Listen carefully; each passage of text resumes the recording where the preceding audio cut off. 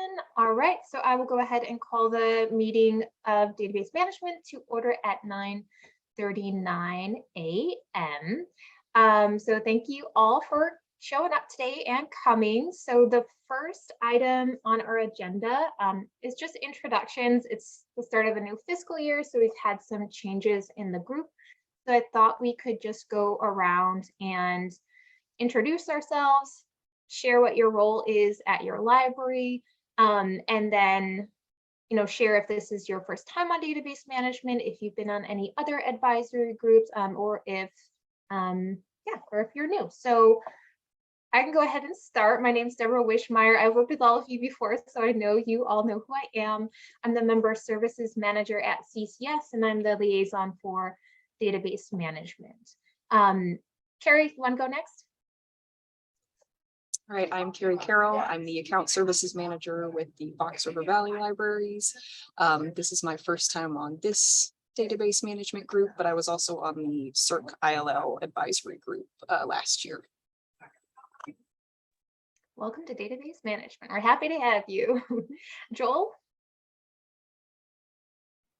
Yeah, I'm Joel Beverly. I'm a youth services librarian at Fremont Library. Programs that I present to public include story times for preschoolers, chess clubs for middle graders. I'm filling in for some of our teen programs while our colleague here is on maternity leave. So a little bit of all ages there. For ordering, I do our middle grade chapter books, graphic novels for juvenile, and video game collection, as well as ebooks for those collections too. Awesome. It's always good to have youth services perspective on these committees, because I feel like sometimes we don't always hear from that group.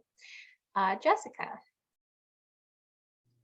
Hi, I'm Jessica Thompson. I am the Technical Services Manager at Wilmette. So we do all things technical. I've been on database once before. I really like this committee. This is a really fun one. I enjoy digging through the problems and looking at things from different perspectives. I've been on Scrap before. Yeah. Don't tell anyone, it's my favorite group too. Kayla.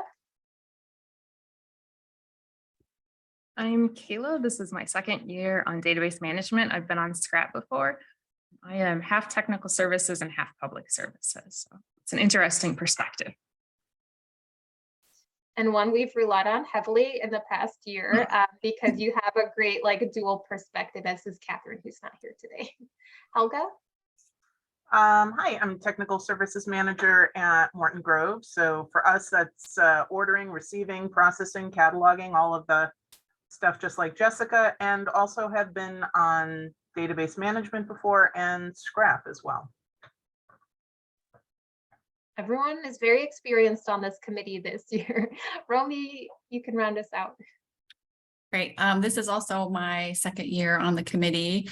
I have a new title, I think, since our last meeting. I'm now the Adult Collections Management Collections Coordinator. It's I don't know, it's a mouthful. I'm still not getting it right. So essentially I coordinate all the nonfiction ordering. And then I also am still pretty involved in public services. I work a lot of hours on the reference desk and the reader's advisory desk. So I manage all the databases. So I have my hands in a lot of pots. Awesome. And this is why I love this group so much, is because we have staff from every department.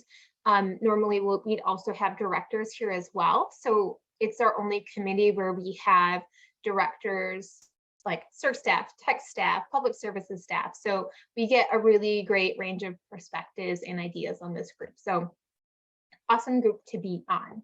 And then we do have a handful of other staff representing IT, some additional tech services, squad, admin, etc. So everyone's names were in the agenda. There were a couple people who were new to the committee. They were able to make it today, but hopefully they'll be here for the next one.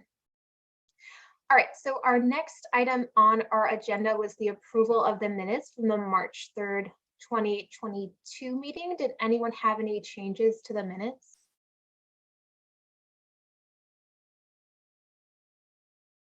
Okay, well, hearing none, then we can approve the minutes by unanimous consent with no changes there.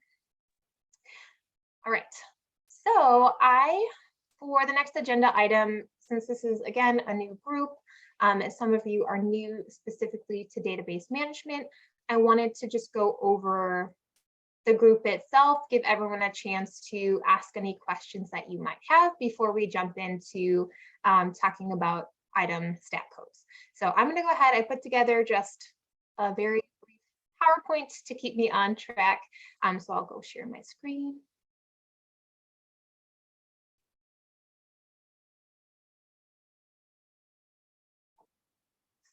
Okay, and hopefully you can see my screen.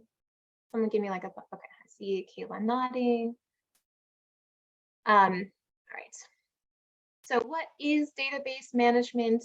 It's a cross-departmental advisory group like you saw in the intros. We have staff from admin, IT, circulation, public services, and technical services on the group. This group consults with CCS on changes that impact all areas or multiple areas of service.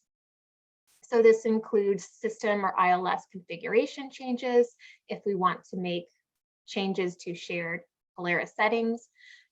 This group discusses requests for new ILS policies, so things like new material types, new stat codes, and so on. This group also discusses overarching CCS or governing board policy changes. So an example of that is the resource sharing policy this group recommended last year. And then this group also talks about best practices or workflows that should be standardized across all libraries. And of course, to go along with those sort of big topics, this group would help with any research and testing needed to support the decision-making process. So what are your responsibilities as part of database management? Of course, using your expertise and knowledge to represent not just your local library, but the CCS community as a whole. So on this group, we're asking you to pull from your unique experience at your specific library, but we're also asking you to put yourself in sort of the shoes of like the whole system, like what is best for the consortia and patrons across all of our libraries.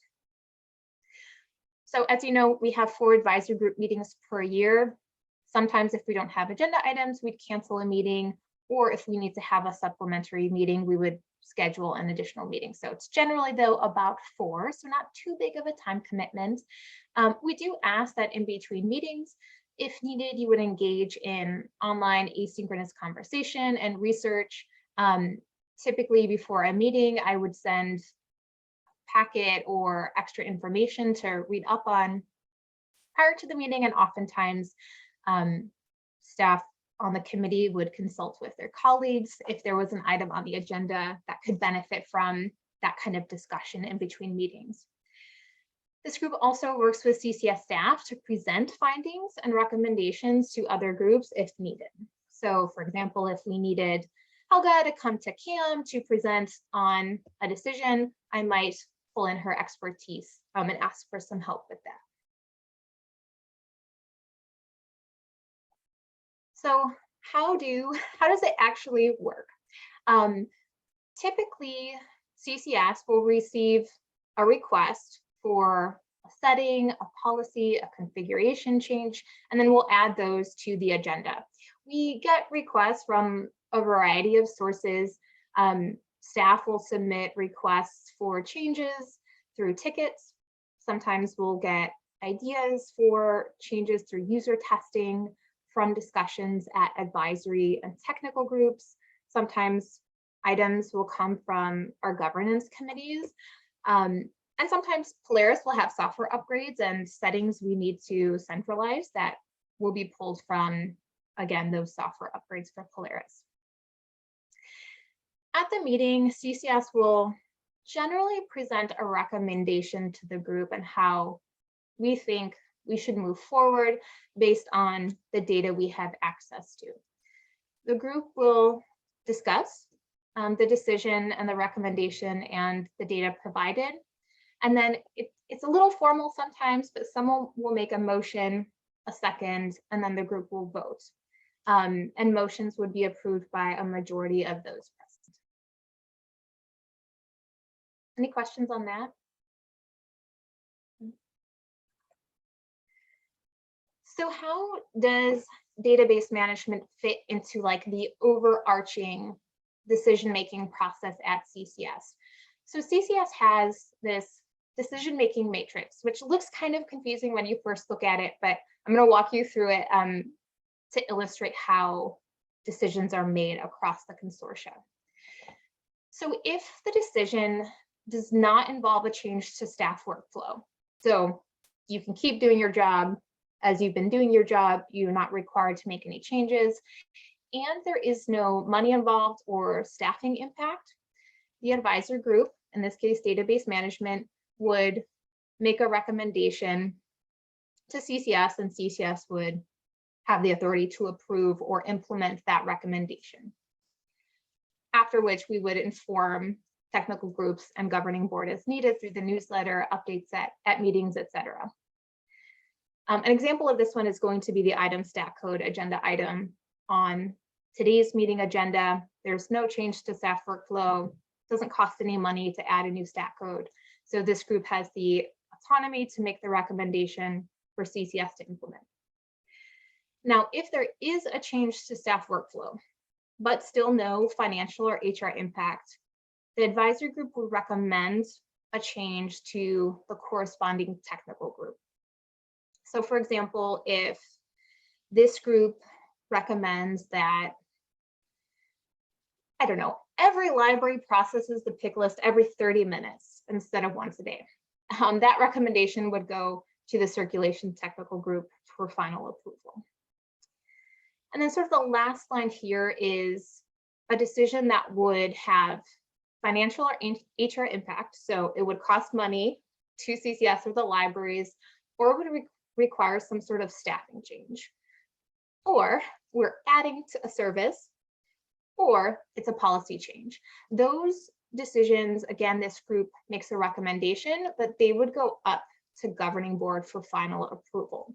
So an example of this could be if database management recommends that we are to, I'm trying to think of what would cost money. Database management recommends that we move from Polaris to Horizon. That this group doesn't quite have the authority to make that decision. If we were at that point in discussion, that's a decision that would have to be made by the governing board. That's probably not a decision this group would ever make, because that was a terrible example, but I think you get the idea. Okay, any questions so far? I can't see anyone's faces, but if you have a question, unmute yourself. No? Okay. So to help the group in our decision-making process, several years ago, we came up with these elements to consider when we're making decisions. So we're going to walk through them today. And these are like our guiding questions as we're talking about suggestions for changes. So first, is there overlap with existing policies? So, you know, do we already have a policy or field that covers this request? So we don't want to duplicate things we already have. So we do want to be careful, you know, is it necessary? For example, if someone requests a youth book material type in Polaris, we already have a book material type along with a new book and a hot book. Would we really need a youth book material type as well?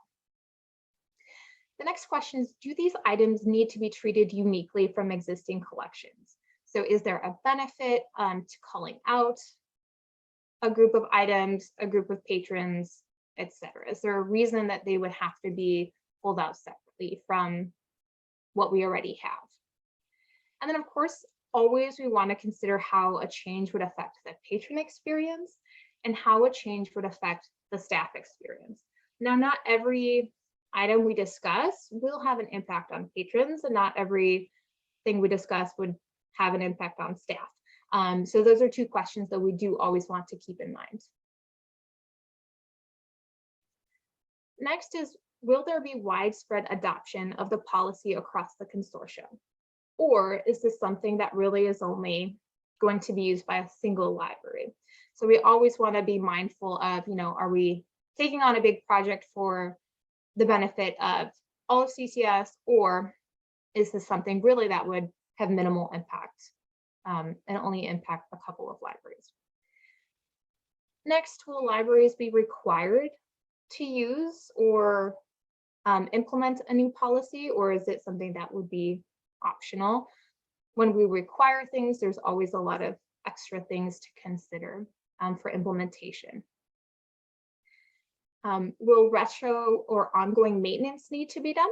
So if we're making some sort of system-wide change or modification, is there cleanup work that has to be done in order to implement that modification?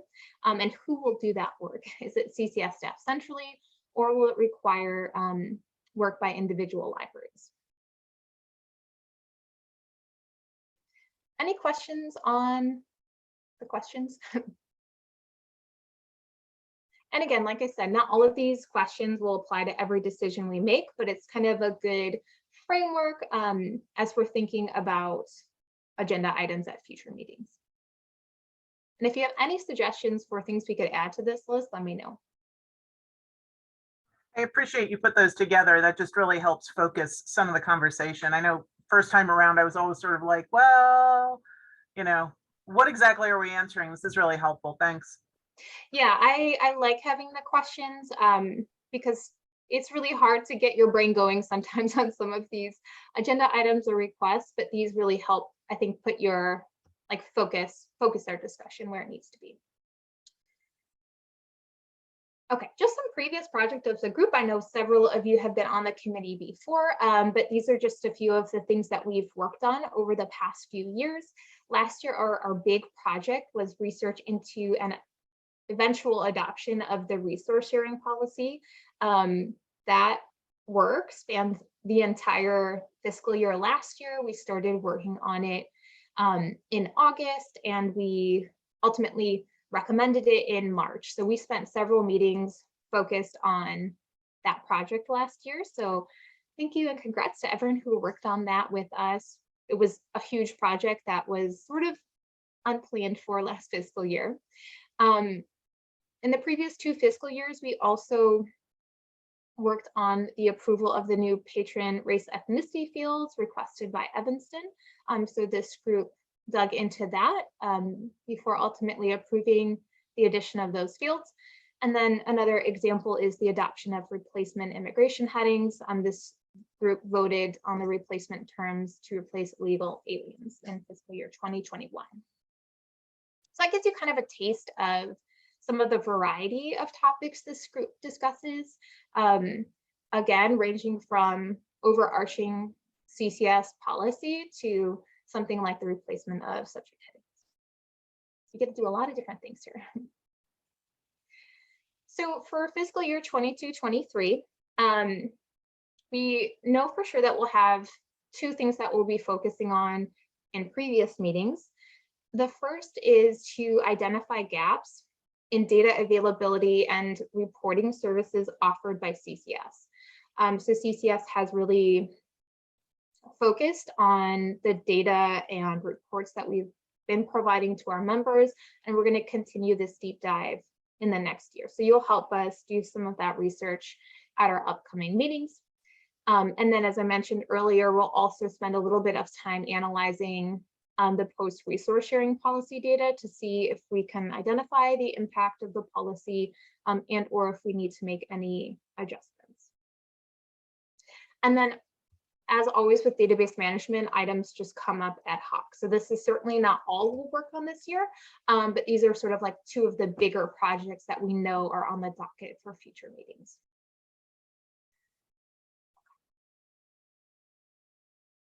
Okay, any questions on any of that?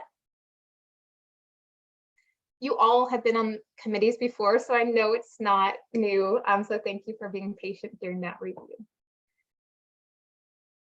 All right, well, I did get a chat from Rebecca when I was presenting.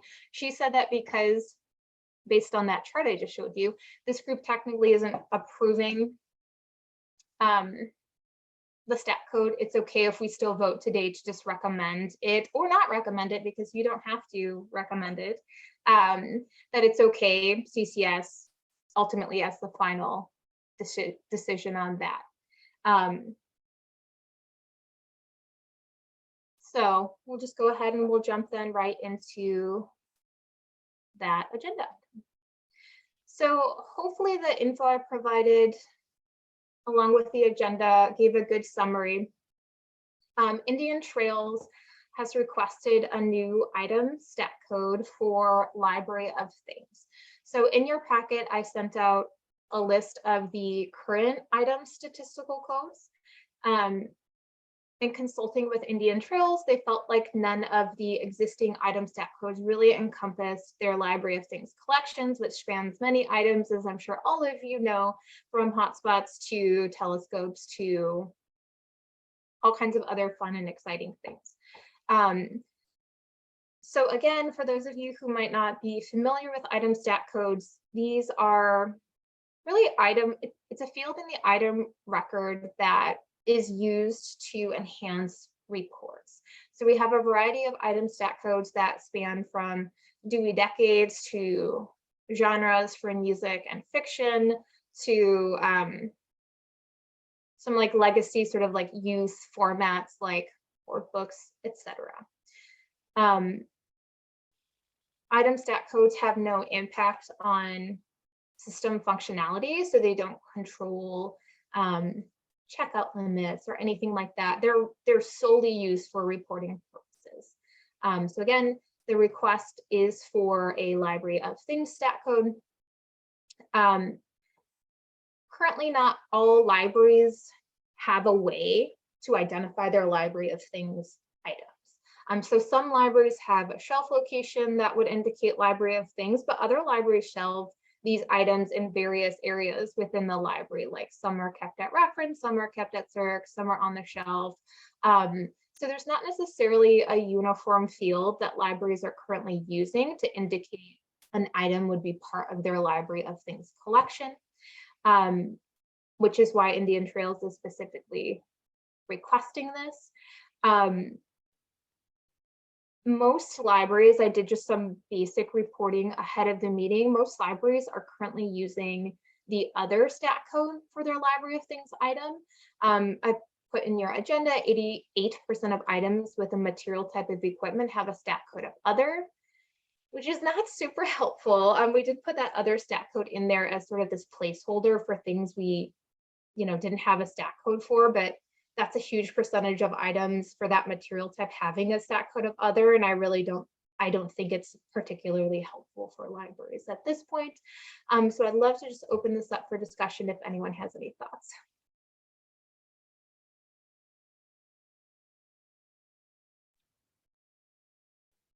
Are there things right now besides Library of Things that are getting that other code? Like what would be some examples of other things we're using for other? Let me just take a look. Can anyone here answer that while I do a double check who's They're in tech electronic, services? electronic materials. Don't they ebooks and things? Don't they have other? Some of them might. We do have some ebook specific stat codes like Overdrive, Access 360, etc. But there may be some e-content Or online. Other, yeah. I know that there are things like kits that have other as well. If you have, like, we have like a read along, I think, stat code, but if you, I think a large percentage of kits are using that as well. Let me just pull up Leap really quick. Kayla, do you use the other stat code for anything at Huntley? I was just looking it up right now.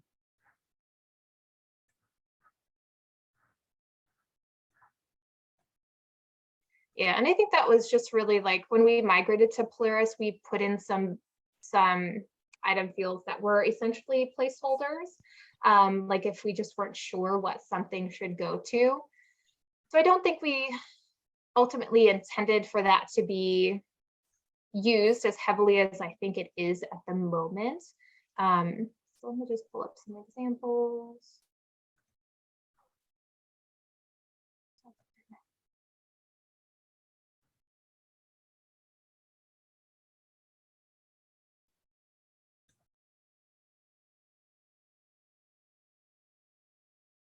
Okay, I'm going to share my screen.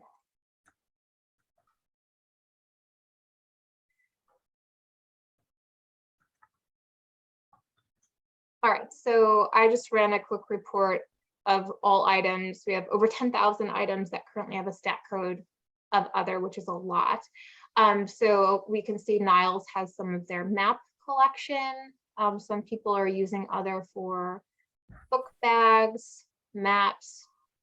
And then here we get into things like hand magnifiers, various pamphlets, jigsaw puzzles, more bags, puppets. So a lot of variety of things that are using that stat code. And again, Indian Trails is specifically requesting this to move their library of, obviously, library of things. Yes, so we have, let's see, what is this? Kits, so things like our birthday kit, etc. Some themed bags. So yeah, I think there are a lot of other kinds of things that are using the other stat code. But again, this specifically is meant to address the library of things, items that are using that other stat code. We use it for, as you noted, tote bags, and the majority of ours is library of things. We created a shelf location, but we are in a position where all of our items are in a single location, and it's behind the scenes. So we wanted people to realize that. So, but I understand, obviously not everybody keeps all those materials in the same place, as you mentioned. So, but I see it just as an easy way to group them, an additional way to group them or analyze them. There's no notable downside to this other than it's just another stat code to choose from, right? Yeah. Yeah, I don't think so. Again, because most of these items are using this generic placeholder stat code, I don't feel like adding it would be harmful in any way. Thinking back to our questions that we would use, I think there would be widespread adoption. I mean, Helga, Jessica, Kayla, our tech services people, do you think that you would use the stat code if we were to approve it? Yes, I'm seeing nods. I'm seeing nods all around. So I do think that there would be widespread adoption. CCS, of course, wouldn't require anyone to use it. We have sort of overarching guidelines for stat codes, but we don't have requirements to say you have to use this one for this one. So libraries could use it if they want to. Again, I think based on what I've heard and what I hear from this group, people would definitely use it. It would not impact patrons in any way. Patrons never see this field. When it comes to staff impact, the impact would be, and again, jump in tech services staff, maybe you would have to change your item templates. You might have to do a bulk change to existing items to change them to using this field. Potentially, you might have to update some internal reporting metrics. But I think the impact would be relatively minimal. I was going to chip in for a reference desk context. I think it would be a helpful way to search for some of these items. Like we use library of things at Fremont, and the kits are often like checked out, and so we're like, it's helpful to have something to search for them to narrow down the results a little. Mm-hmm. I have a question, Joel. Do you search by item stat code? We had this discussion last year, I know, and a lot of people said that they didn't. Maybe not stat code specifically. I'll have to like keep an eye on how I go through like a reference search and pay attention to the terms actually used. But yeah, I may not use the stat code, but if it would help consolidate other terms down to fewer terms, of, why wouldn't it be helpful? I feel like we need to do some marketing for item stack codes and searching. We'll have to maybe have a training session to talk more about that. Yeah, Jessica? That was what I was going to say. I mean, I feel like the stat code, I'm looking at the reports that we can pull up through web reports. That's where we do a lot of our reporting for like board reports and like that type of thing. And we tend to lean on collections. Yeah. And I know it's a whole other can of worms, but like to me, Library of Things is maybe more of a collection than it is a statistical code. I get that this is like maybe the first step, but I would think for reporting reasons, to me, it being a higher level like collection designation would be helpful for like reporting and just general tracking of the collection that you're building. Mm-hmm. Well, that's true because we use other in the collection code as well. I mean, that's a really good point, Jessica. And it is that higher level in some, I guess in most senses. Yeah, that's interesting. So I wonder if I didn't look at collection code and like what is in the other collection code, but maybe for a future meeting, the naming of that collection code could be looked at to see what's in there, and do we need to change that?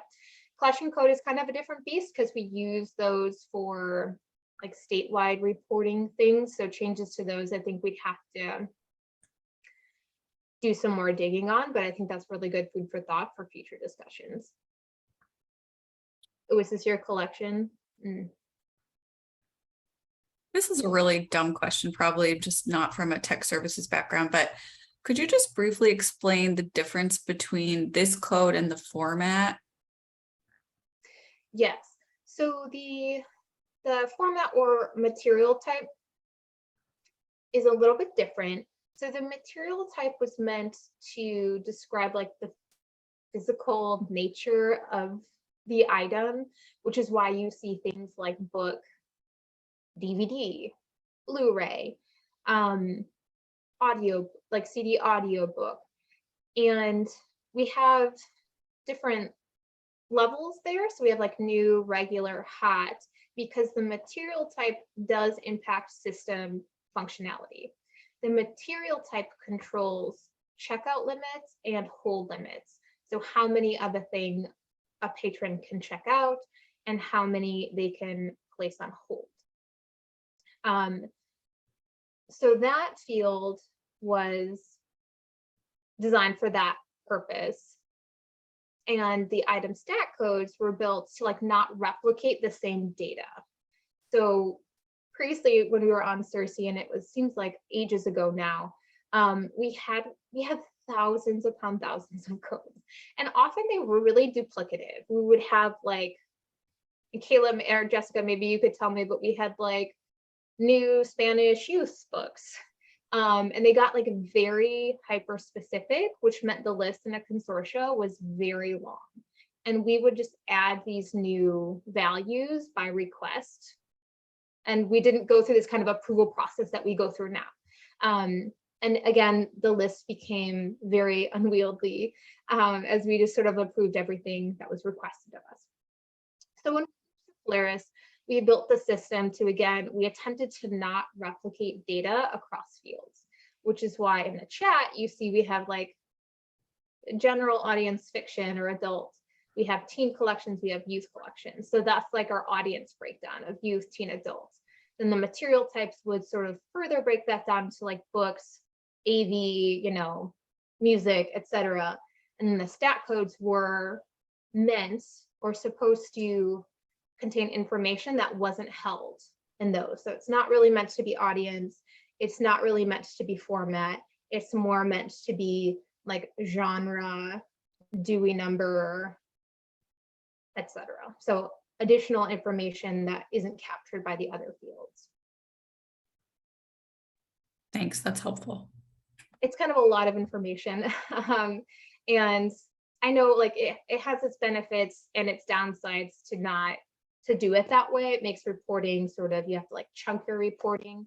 and use multiple fields. But I think the alternate option was just, again, to have like very long lists for things, which in a consortia of our size is really unmanageable for system maintenance.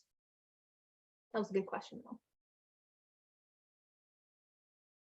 Anyone see any other like cons to adding this?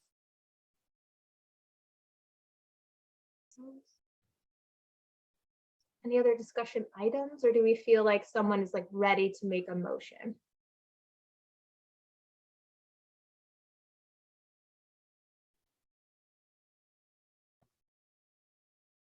I think, yeah, we could make a motion. Do you want to do it, Joel? Sure. I motion to accept the statistical co-library of things. I'll Excellent. second it. Who is that that seconded? I'm sorry. That was me. Oh, Romy. Okay, and so then, just like I outlined earlier, this is a little bit more formal maybe than some decision making, but we get a motion, a second, and then we just do a roll call vote. So I will do the roll call, and when I say your name, you'll just say yes or you'll say no. So I'll start at the top of my list with Carrie. Yes. Joel, Yes. Romy, Yes. Kayla, Yes. Helga, Yes. Jessica. Yes. Okay, well then, that motion or recommendation carried. Again, usually we have more people here, but that's okay. It was nice and quick. So really now CCS will say, all right, we'll go ahead and we'll implement this recommendation. This is a pretty easy one, honestly, for us to implement. I think I can edit today and share it in CCS News by Friday. That way you can all start using it if you would like to. All right, how did it feel? Your first decision of fiscal year 21-22 was a nice and easy one. Again, and this is an example of that first line in that decision-making matrix where there's no money involved, there's no staffing changes required, no one has to change their workflow. So this group again makes the recommendation, CCS is able to implement that recommendation, and it kind of ends here. If it was a recommendation to add the stack code and everybody has to use it, that would probably then like elevate it to the next line. We would say, all right, we've got to take it to a technical group because we're making a requirement and saying you have to do this. But this is a nice easy one because it just wraps up nice and tidy right with this group. Anyone have any questions on anything database management? Since it's like 10:17, we have a few more minutes. No? All right. Well, I love a first snappy meeting of the fiscal year. I will officially then call this meeting to order, or end the meeting, conclude the meeting. What do I say? I don't even know. We're going to end the meeting at 10:18 a.m. Our next meeting is in November, so I'll plan to see all of you there. Right. Thanks, everybody. Thank you. Deborah. Bye-bye. Thanks.